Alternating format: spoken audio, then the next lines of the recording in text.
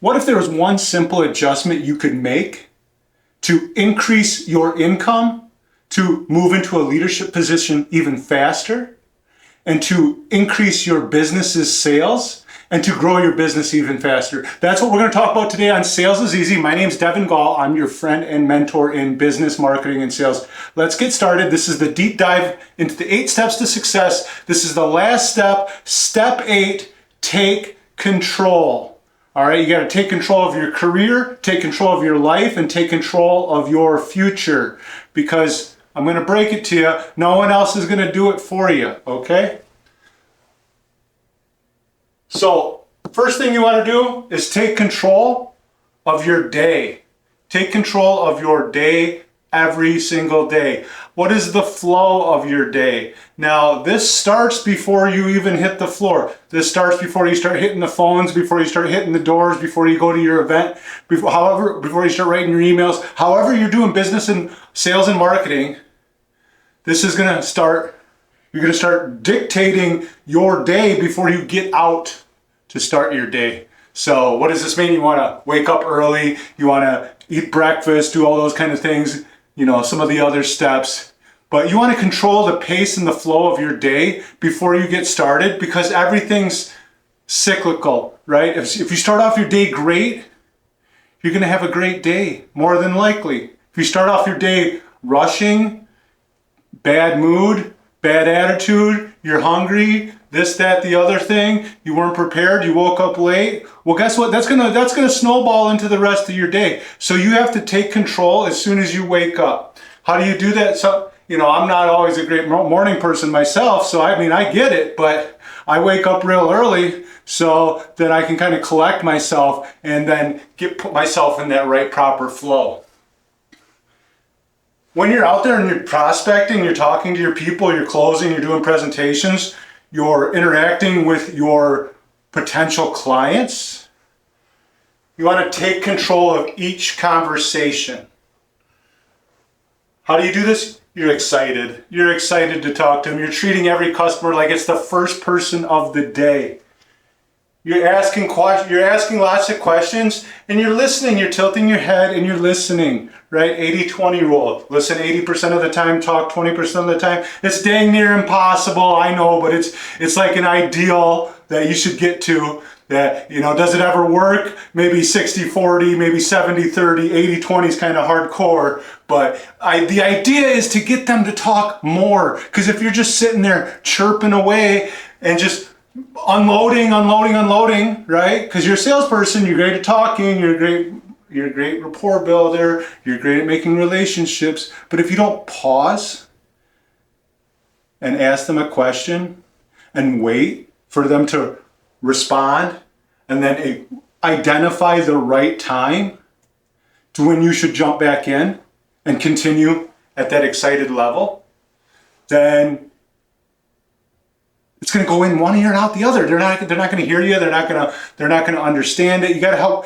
You ask questions to get people to come to their own understanding. You ask the same questions because you ask these questions thousands of times a day with these prospects, and you already know the answers to these questions. But if you can get them to say it, then that's aha, light bulb realization moment for them versus you just, let me tell you exactly what is going on, right? If you're just telling them exactly, well, here's the question, I don't even need to ask it because I already know the answer, that's not going to click for them, right? Does that make sense?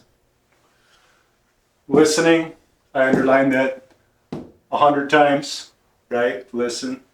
And don't bulldoze the conversation.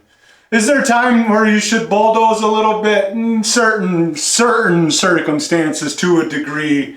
Lightly bulldozing, certainly, it's sales. But if you're just a constant bulldozer, you're not going to be very successful, right?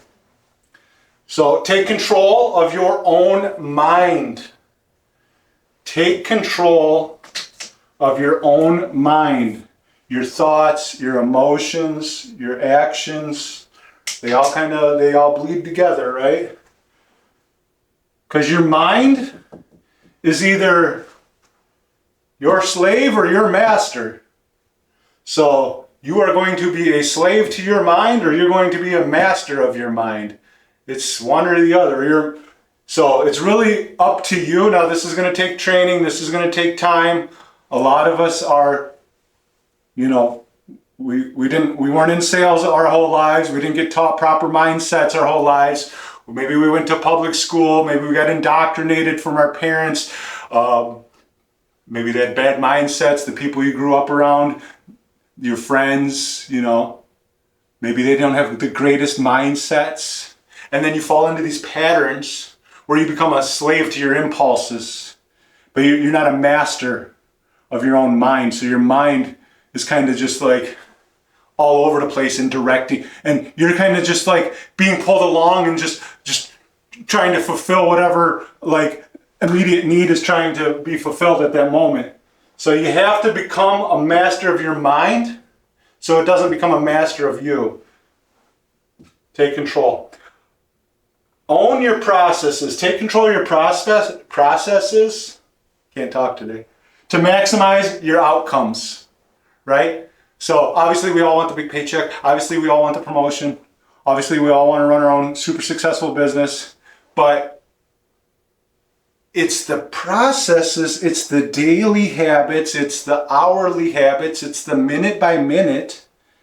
If you can get those each individual things, maybe it's your pitch, your presentation, your close, it's all of those things.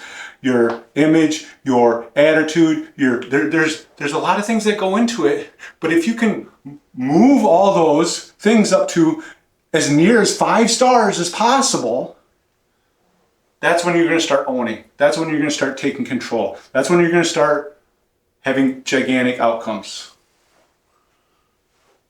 Sales is pure. Sales is it's a direct mirror. Okay, that's why I got addicted to sales, because it wasn't like regular jobs where your boss is whispering in your ear, no matter how hard you're working today, you're only going to be worth X dollars an hour. Sales is commission. Sales is bonuses. So you can work harder and make more, or you can work less and make less. So sales is pure, sales is a mirror. And what you put in is what you get out. So if you have garbage processes, you're going to have garbage outcomes. If you have 5-star, 4.5, doesn't even have to be 5-star, 4.5 star, 4.3 star, 4-star processes, 3.9 star processes, you're going to have better outcomes. You're going to have better everything overall. Come up here real quick. Taking control of yourself. What are you in control of? You're in control of your internals, right? The externals, not so much. Is it going to rain today? You can't control if it's going to rain today, all right? What you can control are your 3 P's. Your pitch or presentation, right? Your pace, which is your persistence, and your presence, right? What's your presence? It's your image, it's your body language. It's a lot of things. It's your tonality, it's your excitement. But these are the things, these are internal things that you can control. If your pitch and presentation isn't very good, well, you study up. Get locked in with somebody that is really good, and then just have a notebook and freaking copy them, right? Your pace, your persistence, that's going to be on you. Do you give up early? Do you quit early? You got 100 no's to the face? Get 500 no's to the face? Is that like no big deal? Is that like water off a duck's butt? Or is that like, oh my God, 500 people told me no today, right? So your pace and your persistence, and then your presence, right? Which, one thing about presence and image is you dress great, you feel great, you do great, right? So without even actually doing anything, you can just start your day looking sharp, feeling good, groomed up, just looking clean, and then you're going to put your best foot forward automatically because you feel like $1 million, right? If you dress like $1 million, you're going to start acting like it. And then take control of your free time. I'm not going to tell you what to do, all right? This is your life, but you got free time, right? Maybe you put in a light day, you only work 12 hours today, right? You got some free time. What are you doing with that? Right? Are you being a student? Are you learning something new? Are you getting better? Are you mastering your craft?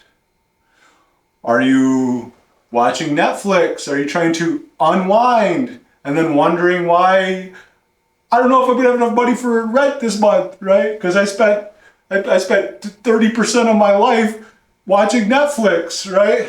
So what are you doing with your free time? Are you creating your own brand, right? Maybe everybody out there is good at something, right? You can do what I'm doing right now, is just get behind the camera and start talking about what you're great at. Doesn't matter what it is.